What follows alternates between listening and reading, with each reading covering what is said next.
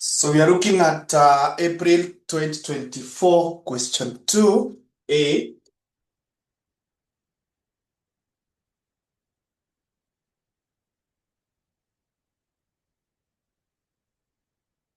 April 2024, question 2A. Question 2A. So the question says that Joe Mwinzi, the management accountant of Vera Enterprise that makes and sells product alloy, has made the following estimates. We have the sales, demand, the condition, the units, the probability, the variable cost per unit, and the probability. The selling price of alloy product is 1,000 per unit. Fixed cost attributable to alloy product is 24 million. Vera Enterprise intends to achieve a target profit of 6 million. Now, using a probability tree, compute the expected profit of Vera Enterprise. Yeah, so this is a question on decision making and multiple stages. And what we can see here, we don't have actually options. We just have the outcomes. We have the outcomes. And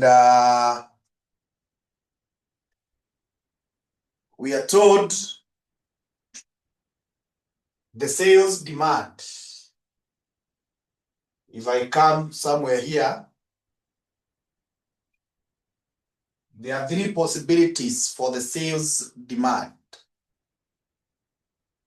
And then there are also three possibilities for the variable costs.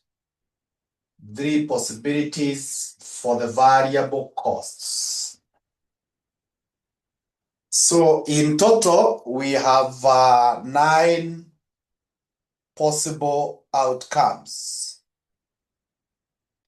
So if that be the case, when you're told to do a probability tree, we also need to estimate how do we get the expected profit. How do we get the expected profit? Now, the expected profit, obviously, will be the revenue minus the costs. Will be the revenue minus the costs. Revenue minus the costs. And how do we get the revenue? Revenue will be the units, that is Q, multiplied by the P, the selling price. That will be the revenue. Then for the cost, we have the variable cost, which will be Q times the variable cost per unit. Minus, there is the fixed cost. There is the fixed cost. And this now becomes, if you factorize, it is P minus V Q F. And you know, anytime you hear of the word expected, there must be probabilities. So the whole of this must be multiplied by the probability. Must be multiplied by the probability.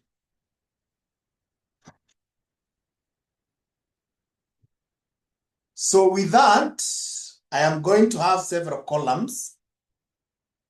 I am going to have the very last column, which is the expected profit. I will have another column for the joint probability.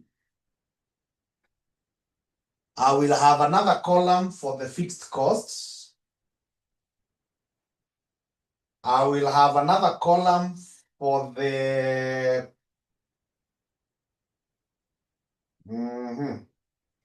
I think this one I should have the profit first. The profit. Then I have a column for the fixed costs. Then after I have the column for the fixed costs, I have the column for the units. And I have the column for the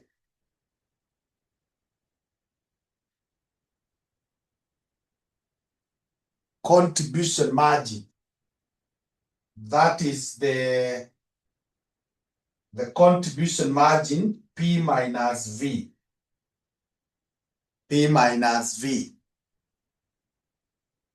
Those are the columns that I require. So if those are the columns that I require, then I will have my tree here. So this is how we shall go about it.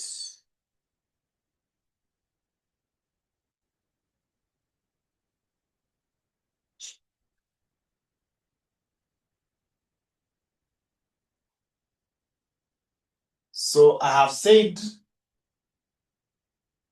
I'm going to have expected profit. Expected profit. That will be the very last. The expected profit.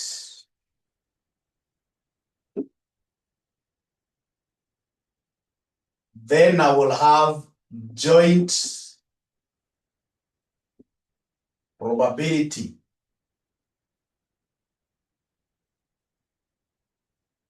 Then I will have the profit.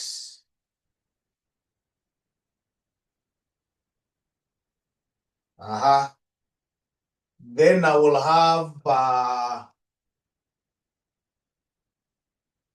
the fixed costs.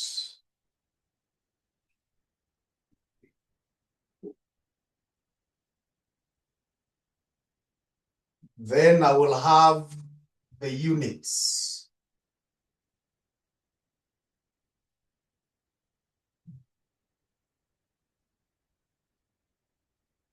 Then I can have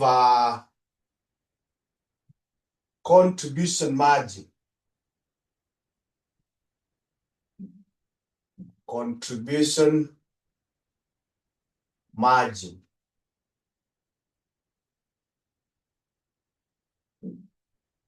Those are the columns that I require.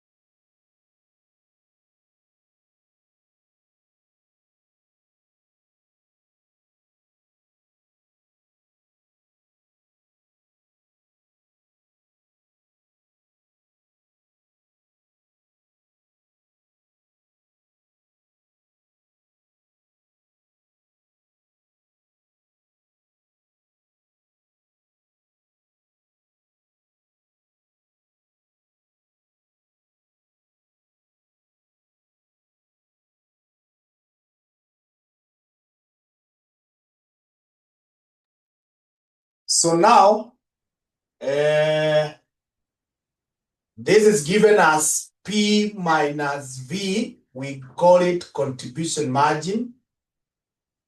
This is Q. This is F. This is CMQ minus F. You call it pi. CMQ minus F. You call it pi. This one we can call it P.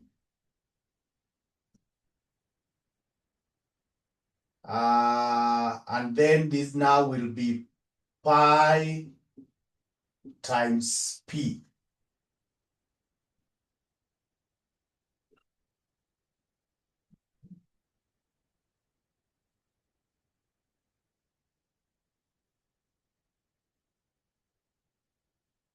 Then here now, I have my decision tree.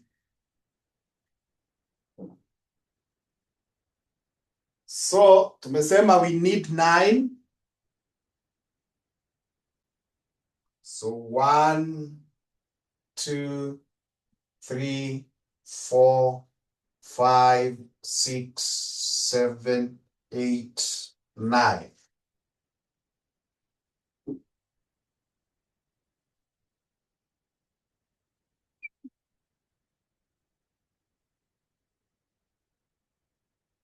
So we need 9 of them.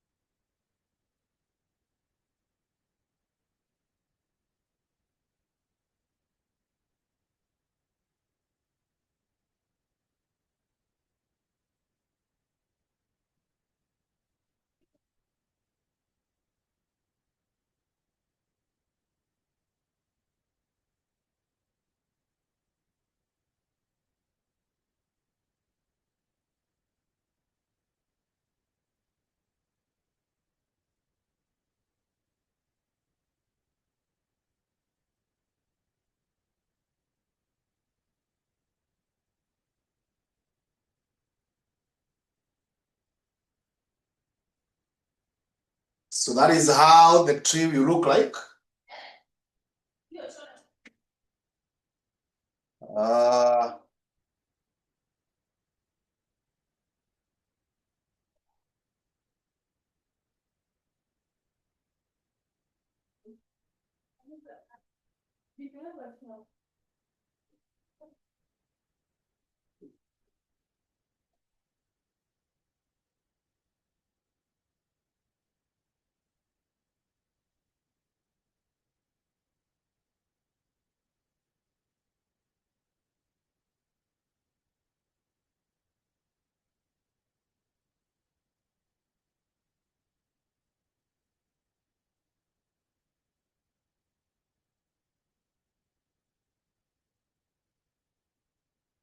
so maybe as you finish, I can be decorating mine here.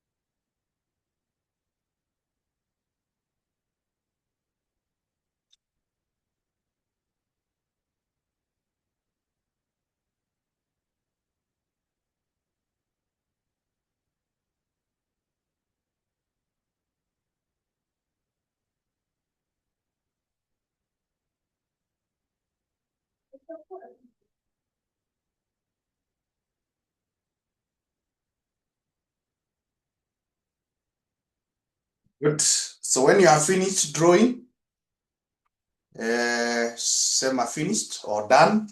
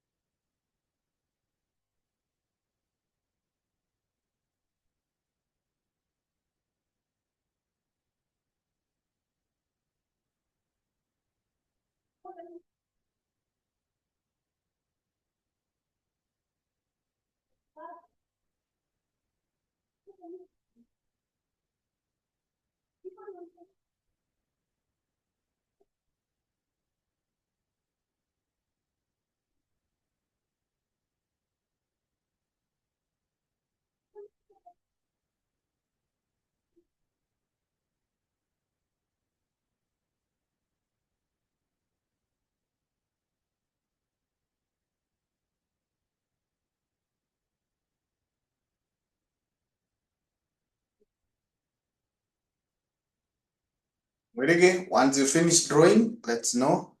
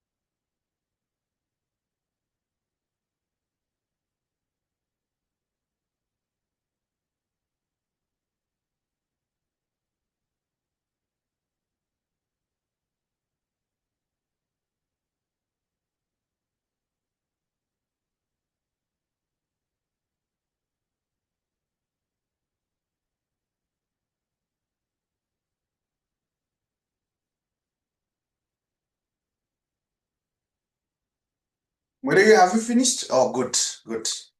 Haya, so now we are told that the units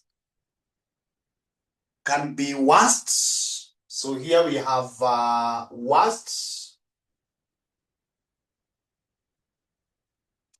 We have most likely. Most likely. We have best. And the probabilities of this happening are 0.3 here, 0.6, and 0.1. The units, we can just copy them there. We don't have to copy them here.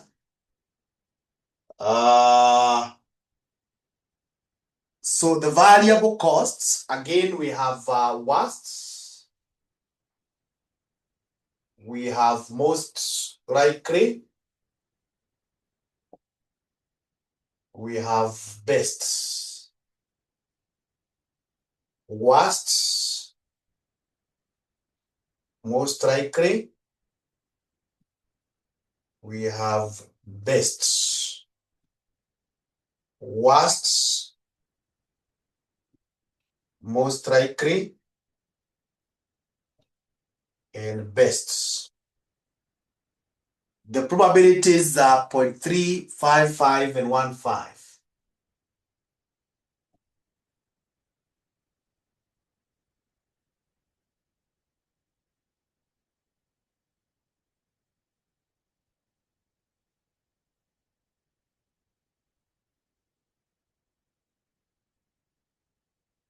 Point 1.5. Haya, so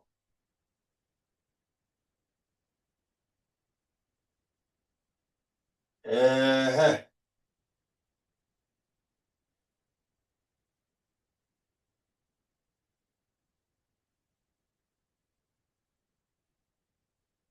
the costs, we have 350.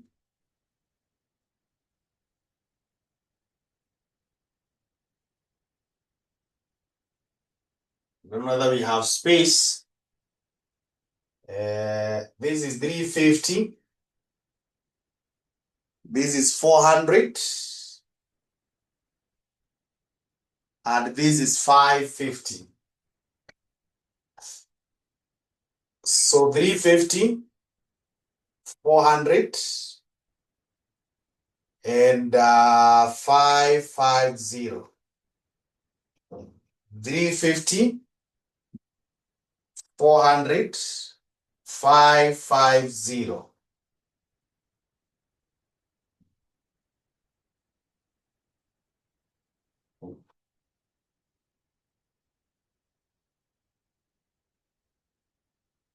So the contribution, the selling price is 1,000. So let's start. Niambie hii 1,000 minus 350, we get 1,000 minus 350.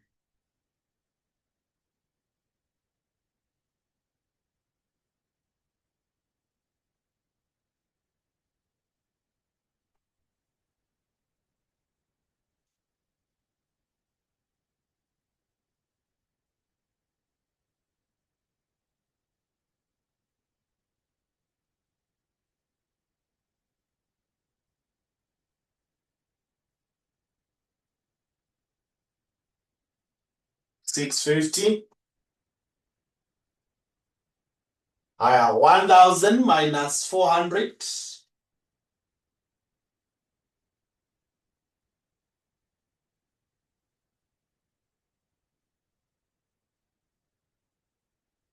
600.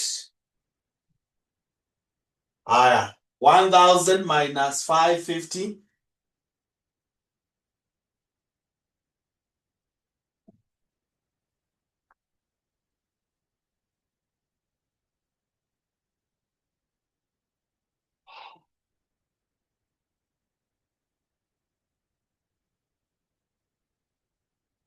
450.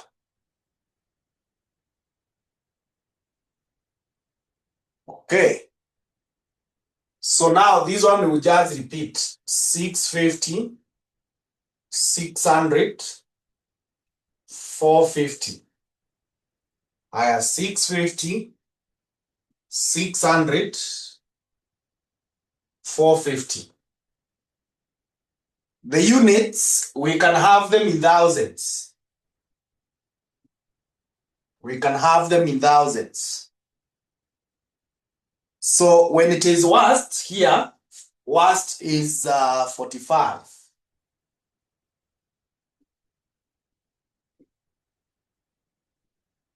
When it is most likely, 50.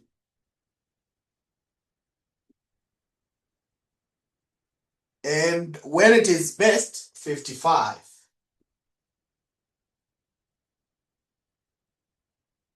When it is best, 55.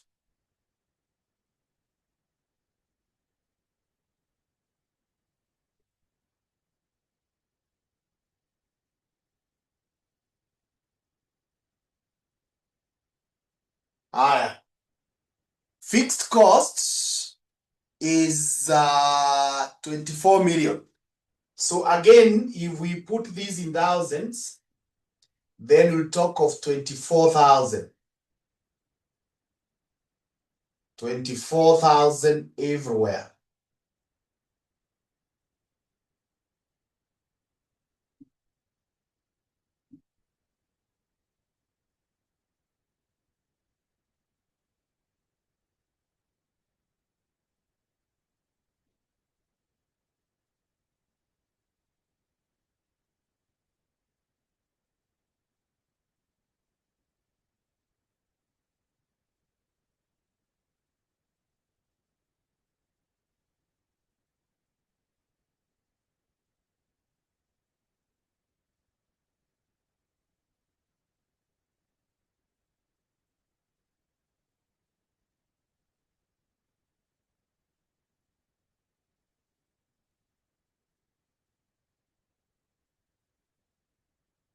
Now let's start.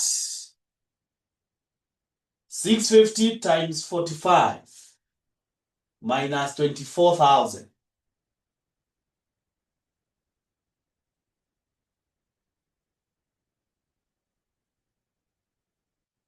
$650 times 45 minus 24,000.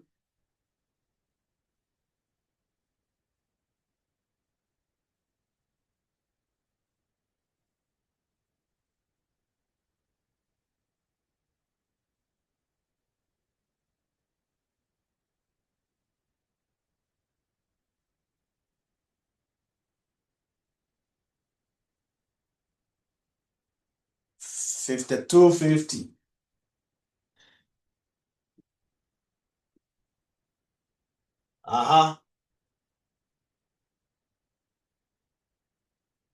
The next 600 times 45 minus 24,000.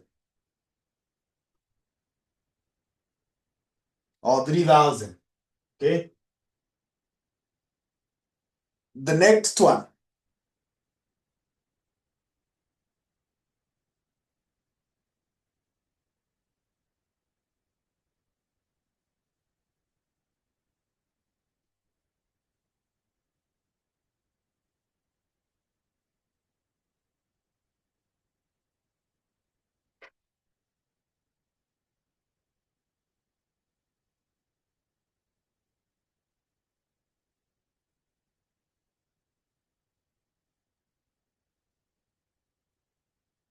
Negative that 750.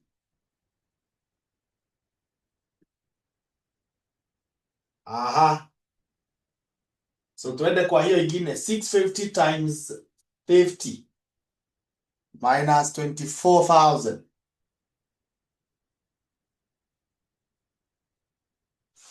8,500. Next.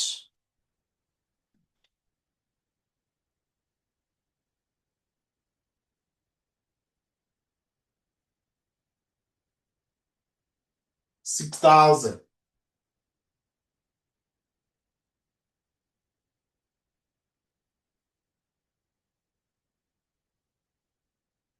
Negative 1,500.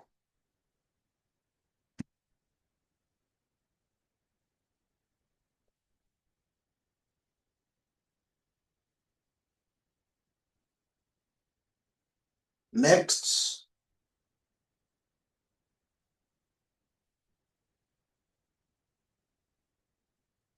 $11,750.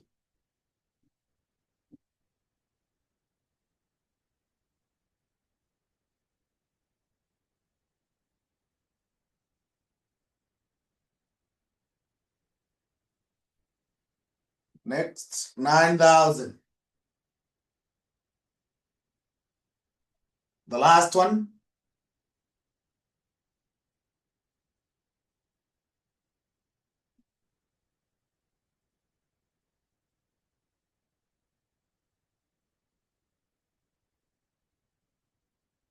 $750.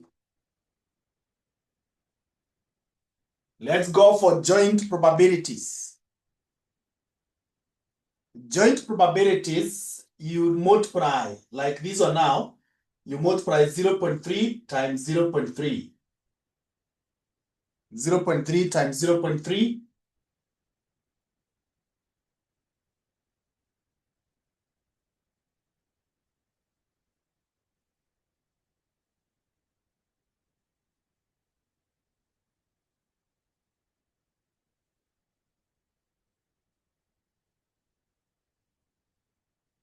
0.09. 0.3 times 0.55.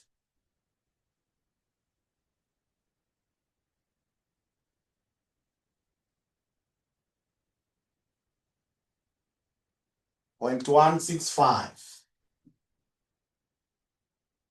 0.3 times 0.15.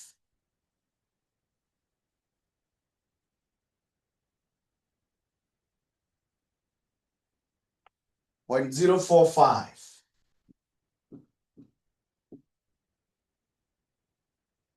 0.6 times 0.3.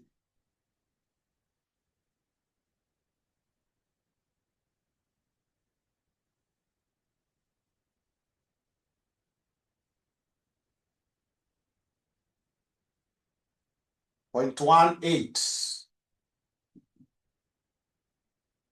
Haya, 0.6 times 0.55.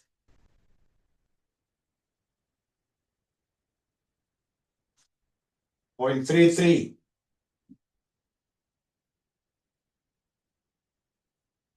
0.6 times 0.15.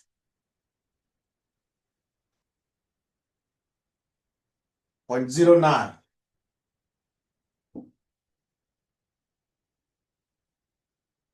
Haya.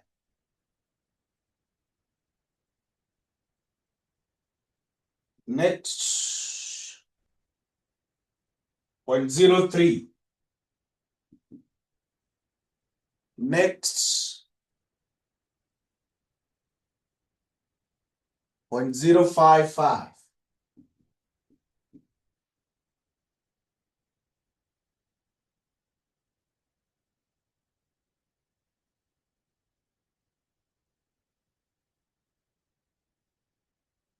0.015.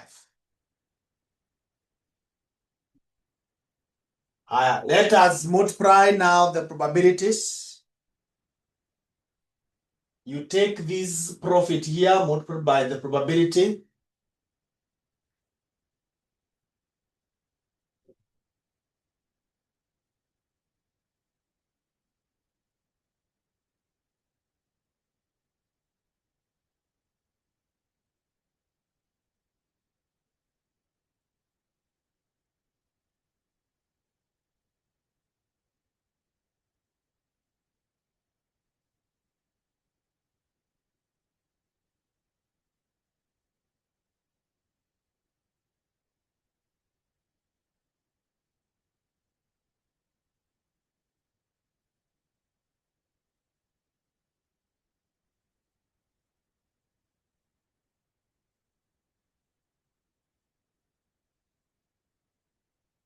I'm waiting.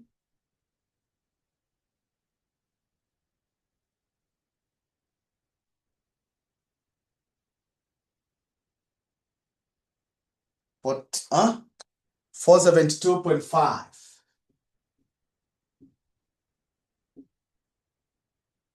Next.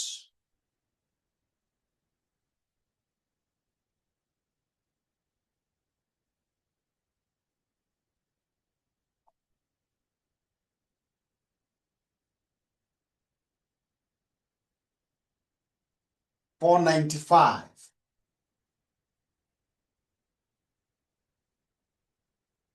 Next.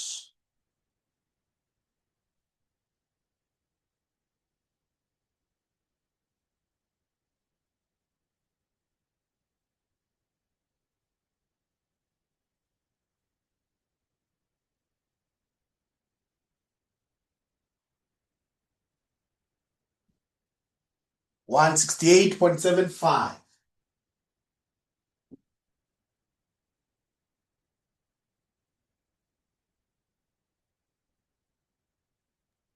It is negative. Okay.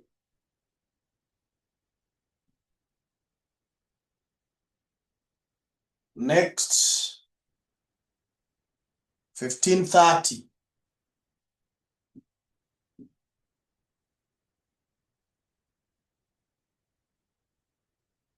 1980.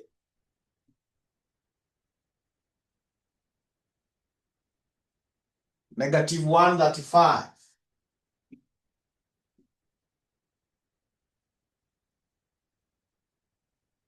352.5.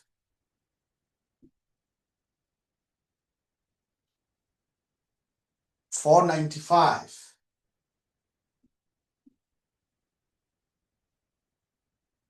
11.25. Now add all of them. Add all of them. Kuanzia hapa.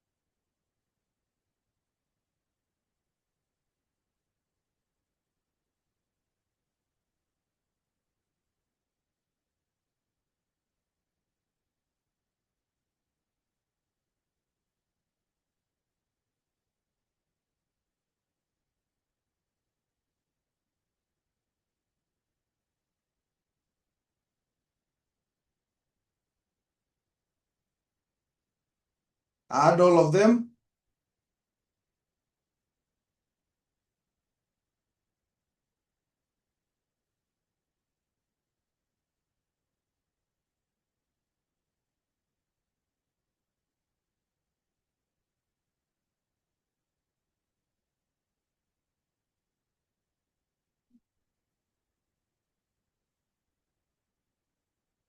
$50.2. Now that $50.2, that is the expected profit. 50.2.5. So this is the answer that they wanted. The expected profit. Yeah. So you add all of them because you're supposed to add for these three. Then you add for these three. You add for these three. Then you add for these three. And you can confirm these probabilities. If you add these probabilities up to here, they should be exactly 1. Can you confirm that these probabilities, if you add them, they go to 1?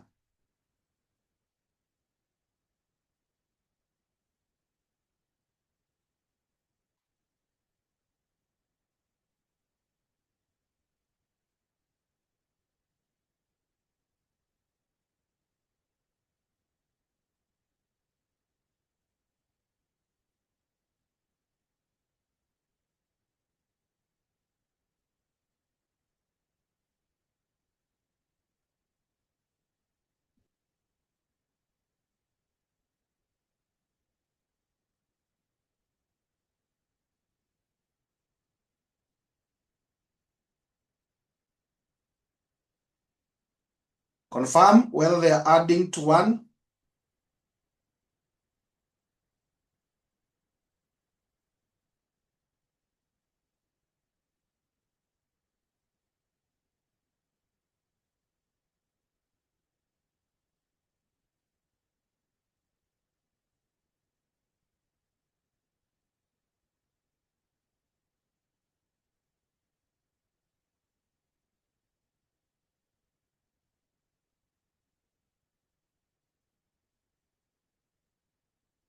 Yes.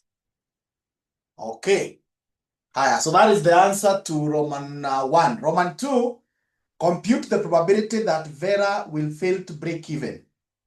So the probability that will fail to break even is anywhere the profit is less than 0.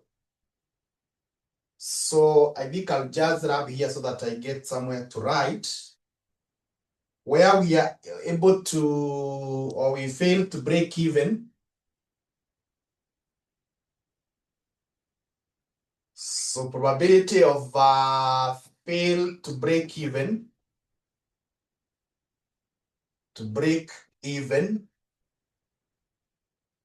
So the first one ni hii. Naona iko negative. So it is 0.045 plus kuna hii 0.09. Yeah, so they are just those two. Those are the probabilities that we will fail to break even. Those two.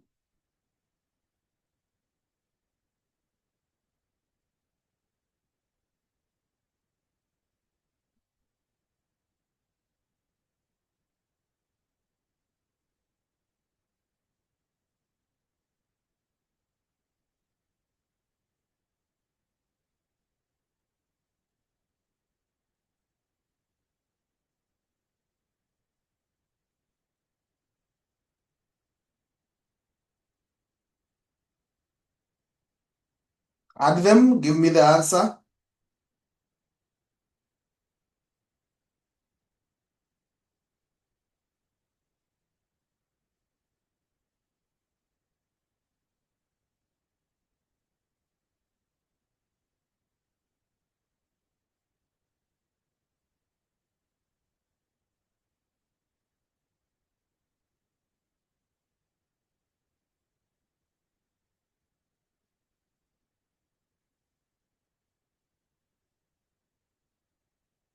$0.135. Next, probability that will not achieve target profit. Not achieve target profit. Not achieve target profit. So the target profit was 6,000. So everywhere we are below 6,000. Actually, because there are only two that are above 6,000, it will just be equal to 1 minus the ones that we have achieved. This one is above 6,000, so 0.18 minus this one we have achieved 0.33 minus even this one 0.03, even this one we have achieved minus 0.055. Yeah. So the probability that will not achieve the target.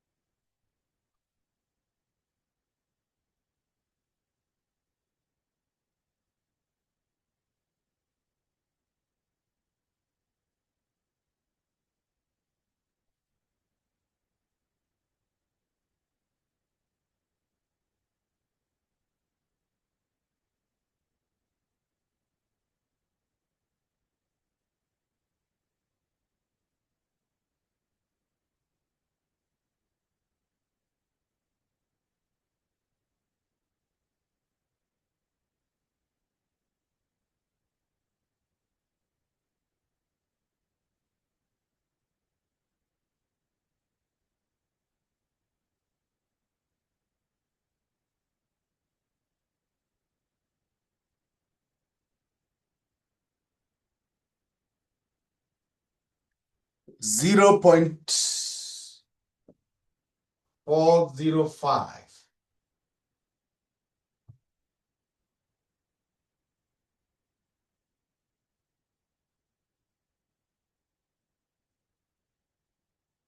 Okay, I think we are good with that.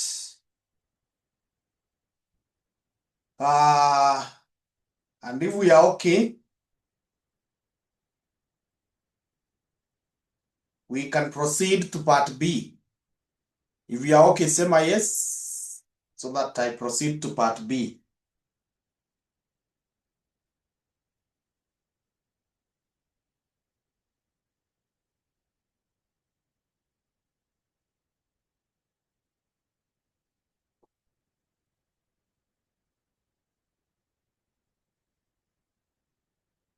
We are okay, say my yes, so that we are able to proceed to part B.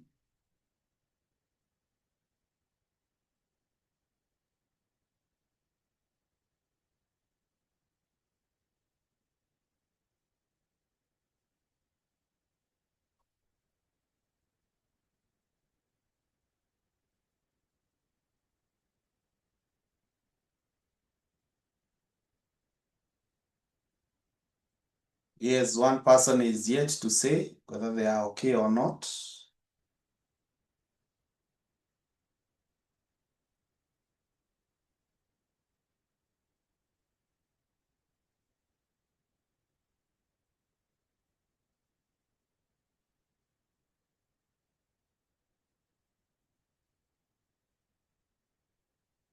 So then we just proceed.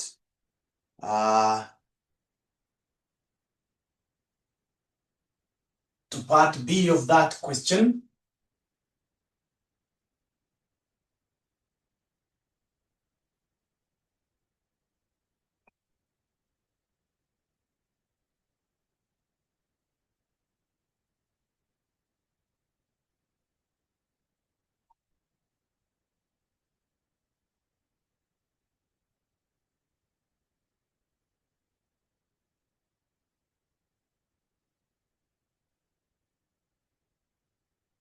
So we are still on April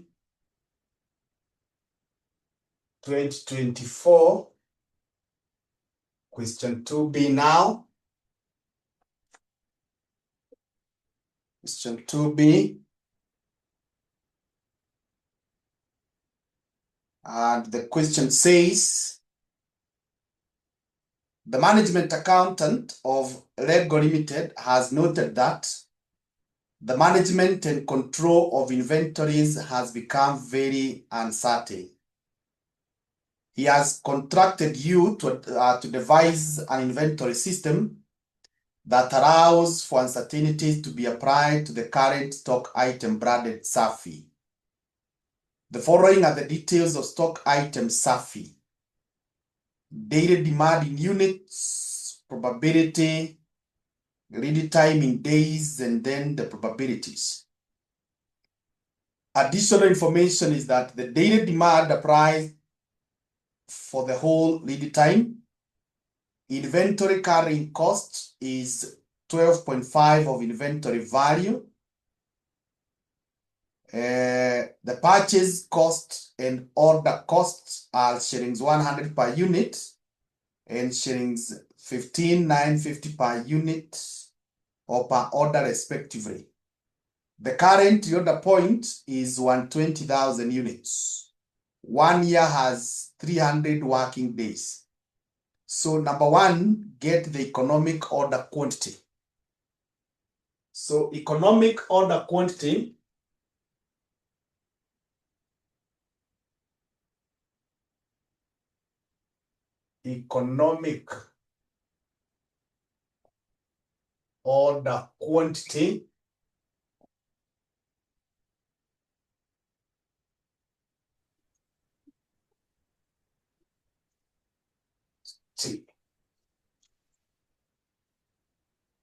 economic order quantity, EOQ is given as 2RS out of H. You get the square root. So the first thing is to get the R, the annual demand. Now in this question, we are not given the annual demand. Or what we are told is the daily demand. Or what we are told is the daily demand with the probabilities. So the daily demand, we shall get it like this. It will be the 3,000 times 0.2 plus 5,000 times 0.5 plus 6,000 times 0.3. Now, when you do this is demand per day. Demand per day. And then we are told the whole year we have 300 days. So if you multiply that way, we'll be able to know what is the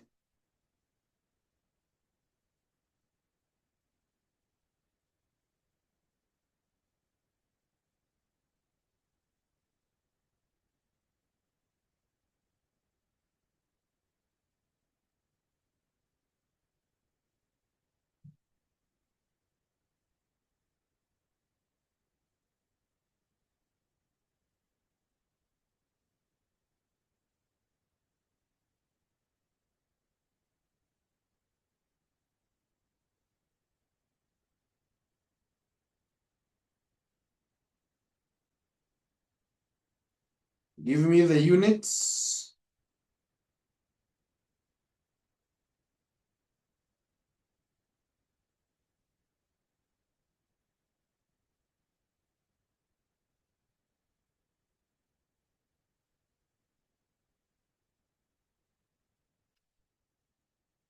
$1,470,000.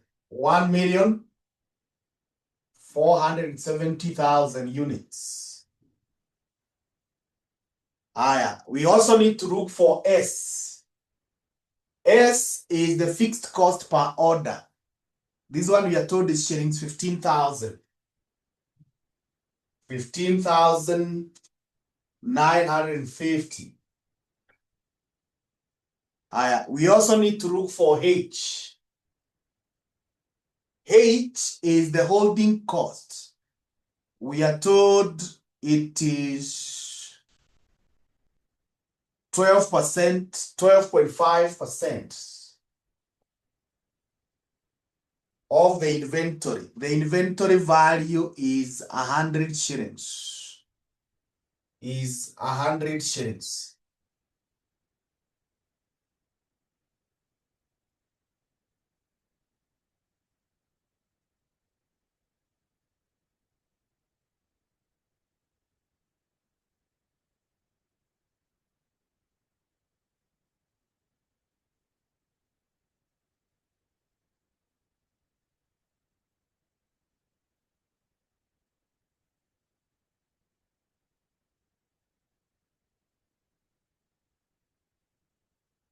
12.5. This is shillings 12.5.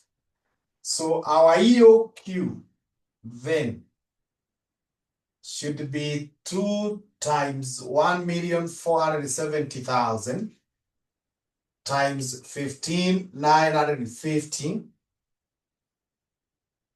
You divide this by 12.5.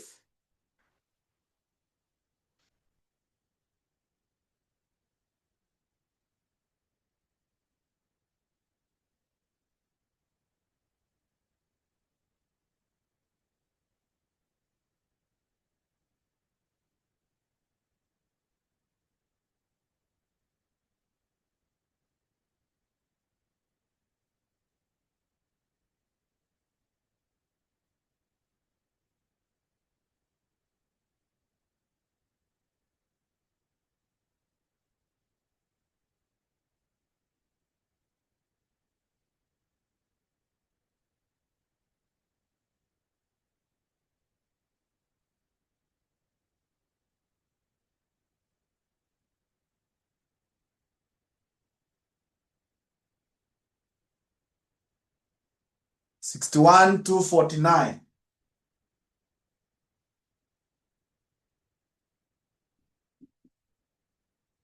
61 249 units. Okay. So the relevant inventory cost for the year.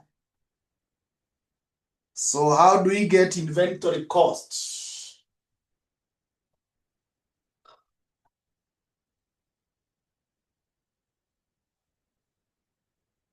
Inventory costs.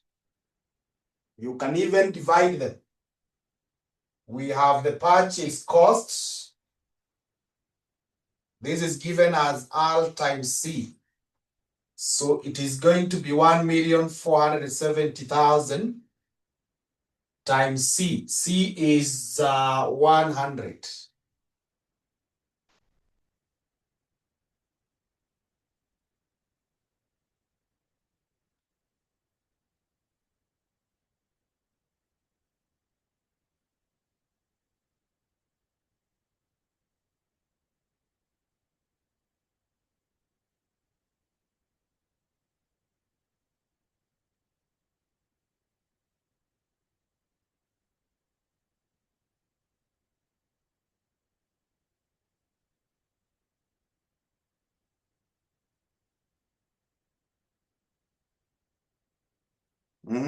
Give me that.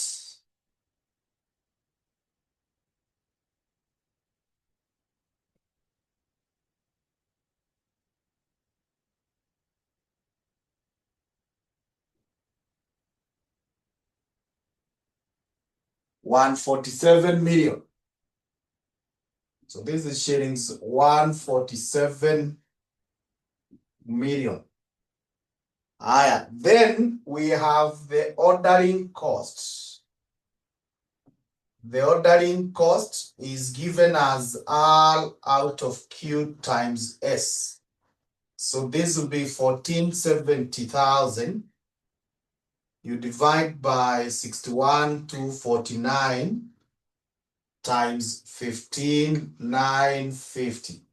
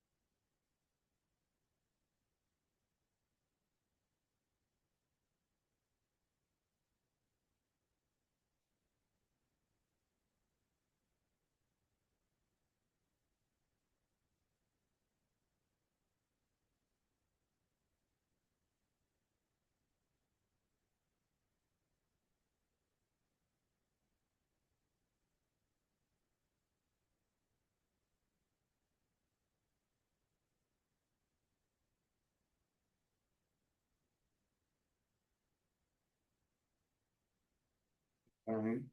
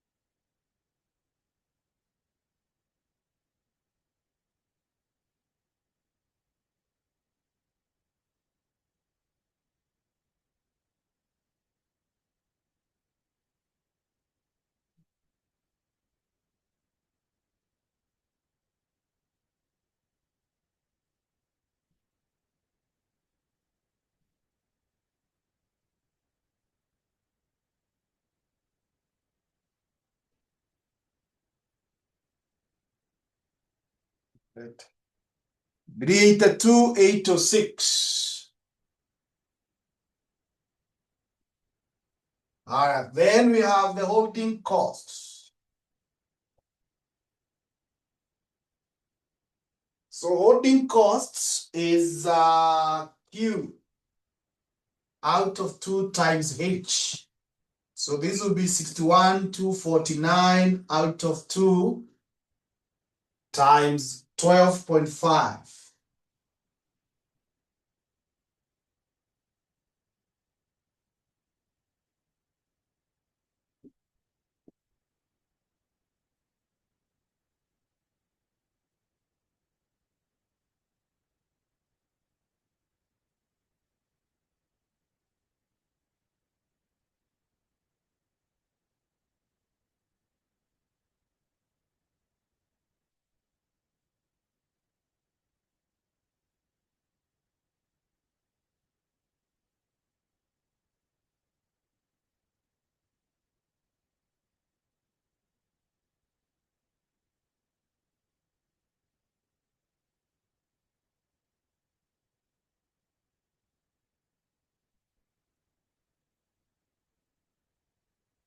Or it's the same.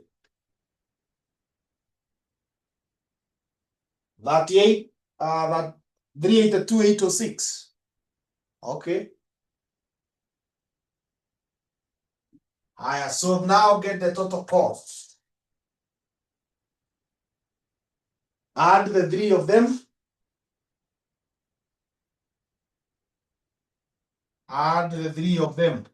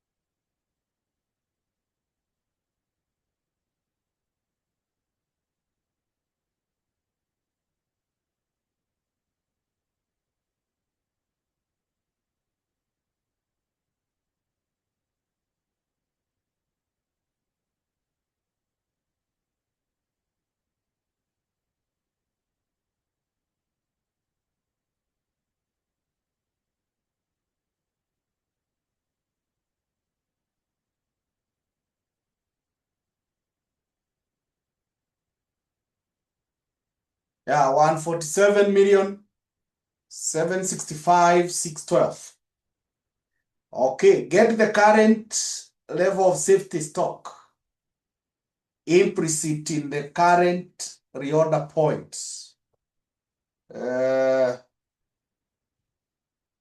Implicit in the current reorder point.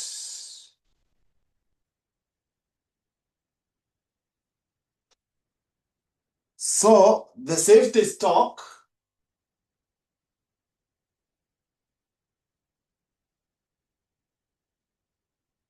should be equal to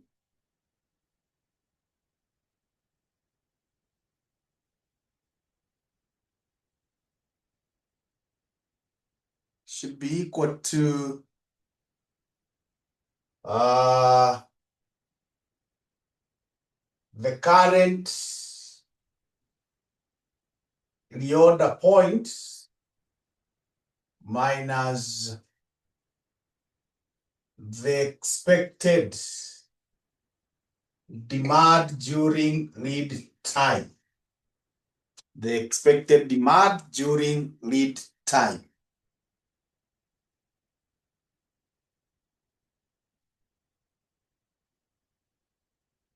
So how do we get that? You need to come and get the demand, daily demand here. Daily demand.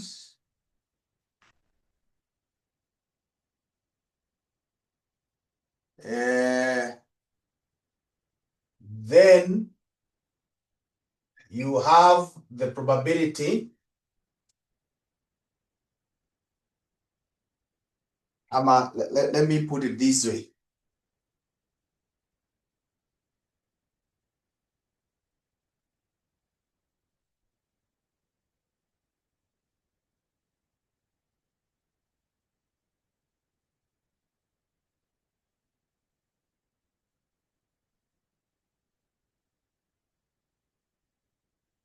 We have daily demand. We have units and the probability. Then we have read time. We have days and the probability. Then from there, we have what we call demand during lead time. Then we have joint probability. Then we get the expected demand during lead time. Those are the columns that we require to work out.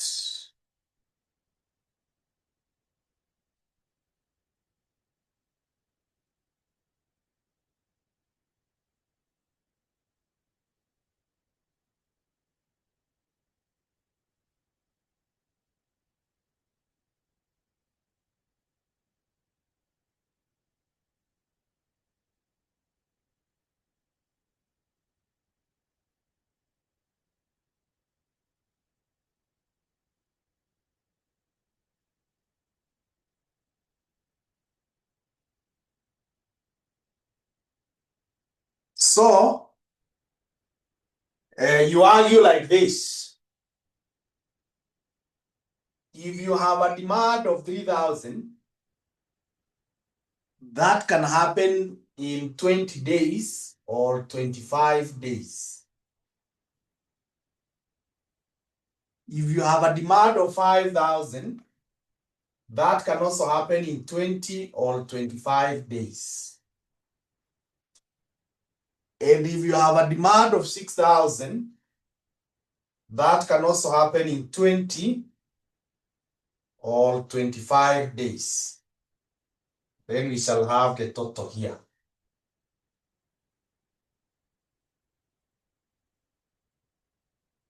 You look at it that way.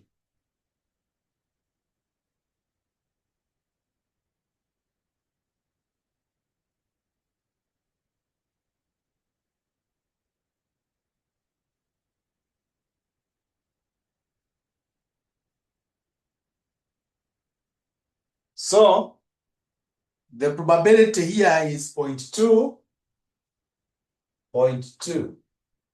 This other one is 0.5, 0.5, 0.3, and 0.3.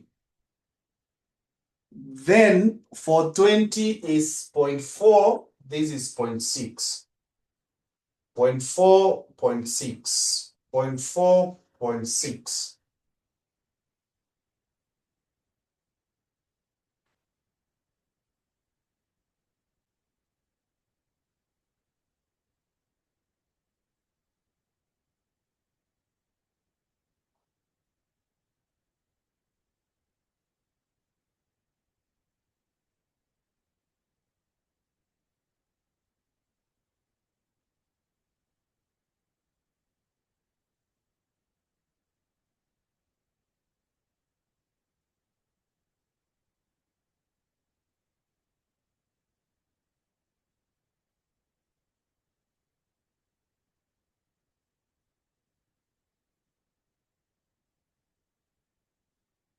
Haya, so kama umefika hapo, this demand during lead time, it is this times this.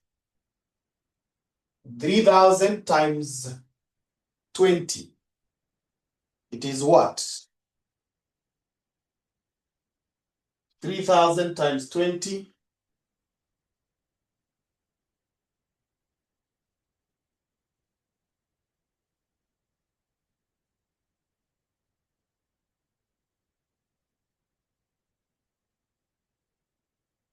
Yeah, 60,000. 3,000 times 25.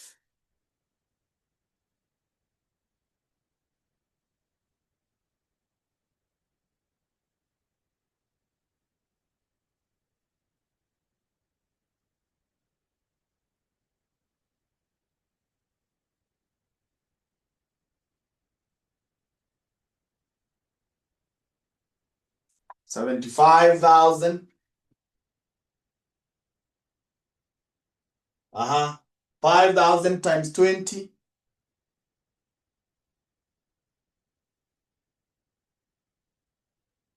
100,000. Times 25.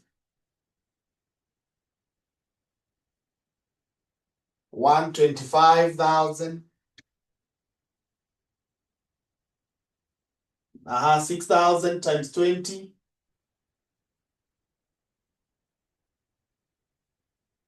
120,000. Times 25.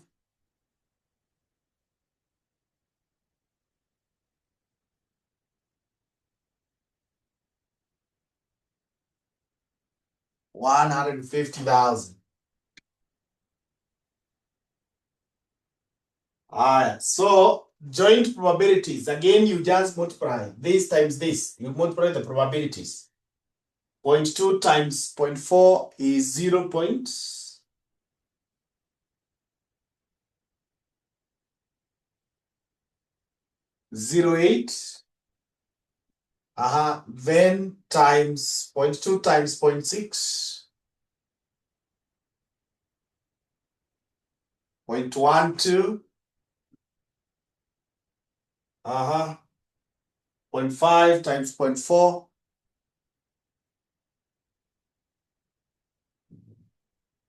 0.2. 0.5 times 0.6.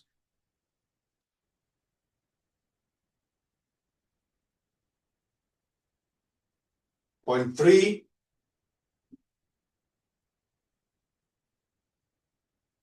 Next.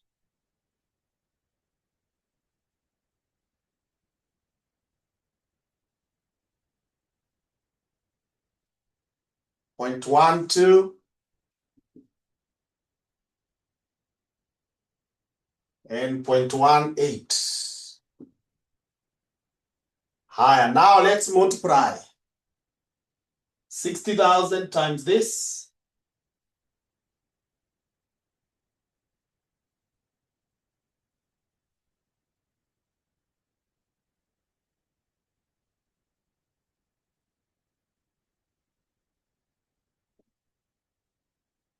4,800. Next, 75,000 times 0.12, 9,000. Next,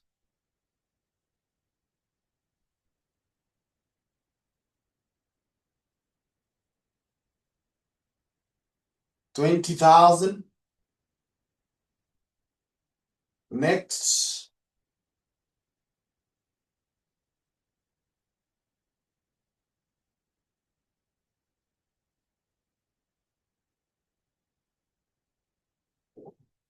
$37,500. Next,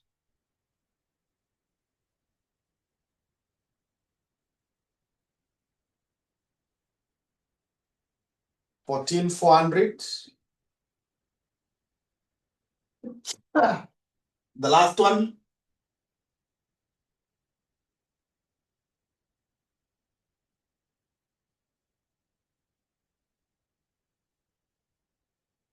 $27,000. So add them.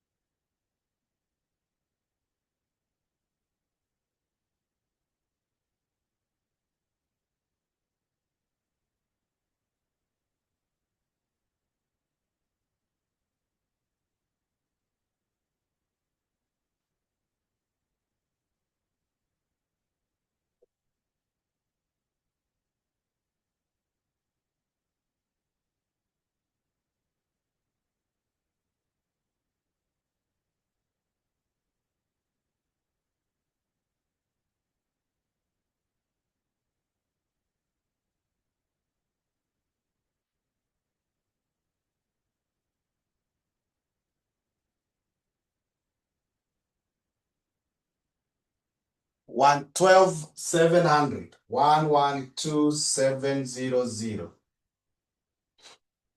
So sasa our safety stock will be the current reorder point, which is 120,000. You minus 112,700.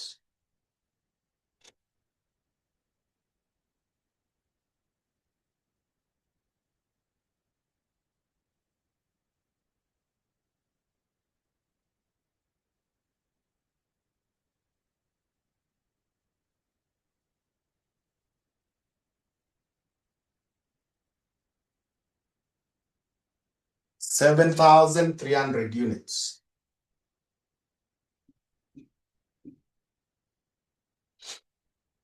$7,300 units.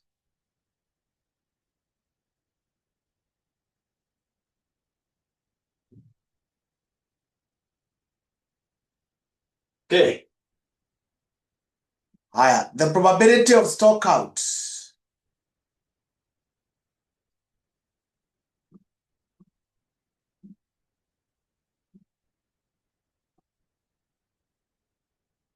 It is, you can only be out of stock. You can only be out of stock if demand during lead time, is greater than your current reorder point. So if we have any here that is greater than 120, if we have any that is greater than 120, that gives us a probability of stock out. So the first one ni hii 0.3, or when you say all, it becomes plus this one. Now this is not greater, or this 150, 0.18. Yeah. So this must be 0.48. Those are the probabilities that you can be out of stock.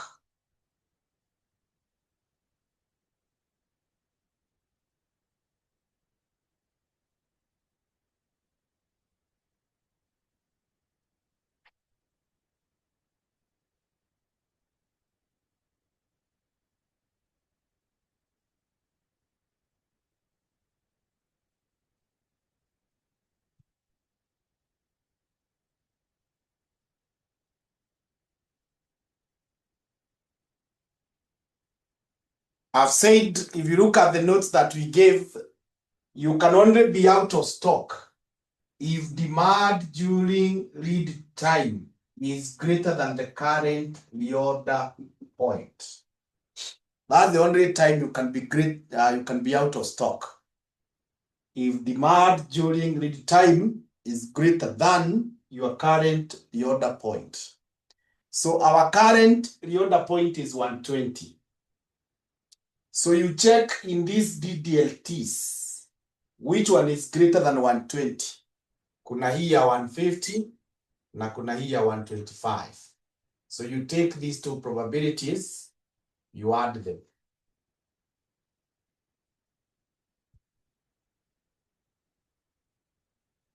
Is that okay, Patricia? Good.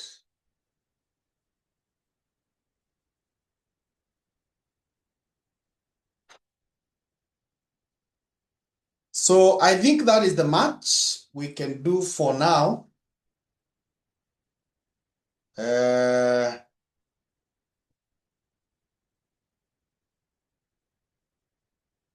Because now we have less than 20 minutes to the end of the hour.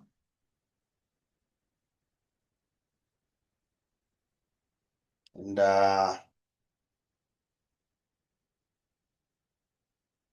just the way we began, the end has come. It is only God who has no start or end. So whatever has a start has an end. So our class has come to an end at that point.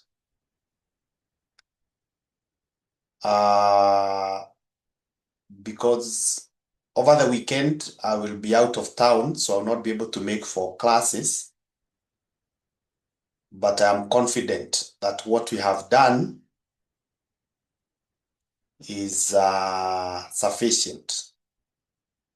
Not only to make you pass the exams, but also to make you get an award. As I've always told you, we start from what is known to unknown.